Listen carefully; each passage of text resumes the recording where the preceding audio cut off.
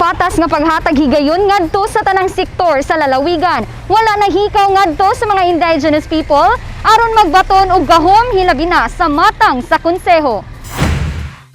Ning bag-o lang malampuso ng nahitabong formal nga oath-taking ubos kang Governor Bambi Imano ni Dato Tungatok Vernilo Mangmang sa Sangguniang Bayan sa lungsod sa Talisayan aron hingpit nga molingkod isip katimbang sa paghatag katumanan sa mga programa alang sa kaayuhan sa lungsod sa Talisayan. Duyog ang nagkadiyang Indigenous Peoples Mandatory Representative kon Ipmrs gikan sa tibok lalawigan misaksi sa maong kalampusan uban sila Provincial Ipmr Board Member Dato Salagaan Alan Mandukita, Provincial Board Members Wayne Militante og Frederick Co, First District Misor Representative Honorable Christian Unabia, hingoog City Vice Mayor Honorable Peter M. Unabia ug Talisayan Mayor Honorable Romel C. Maslog.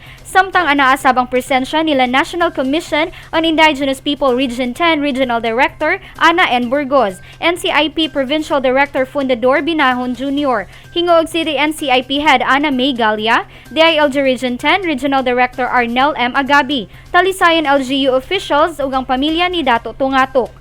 Gani si NCIP Region 10 Regional Director Burgos mihatag katin-awan sa kinatibuk ang proseso sa pagpili sa mga IPMRs lakip na ang pag-validate sa mga rekisitos o kinahanglan ng dokumento nga mapasa ngadto sa regional level. Kung asa dako ang iyang pasalamat nga nahimong dakong kabahin ang panggamahan ng probinsya sa Misamis Oriental sa husto ug dali nga pamaagi niini.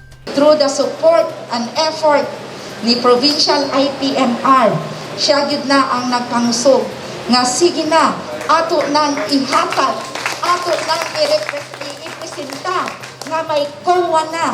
Ako, dako ang akong kalipay as Regional Director. Walay question kay Governor Imano, walay question kay Congressman, walay question sa uban nga midawat sa mga Indigenous Peoples Mandatory Representative.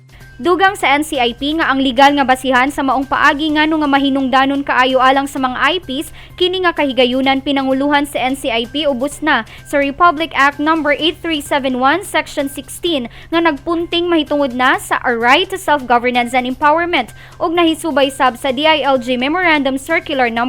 2010-119 nga IPMR Policy Making Bodies and Other Local Legislative. Alang sa kagamahan ng probinsya sa Misamis Oriental, ubos sa liderato ni Governor Bambi, ang ngayon lamang hatagan bili ang bahandi nga sobra pa sa kwarta alang sa tanang kaigsuunang IPs nga mao ang pagpreserba sa ilang kultura.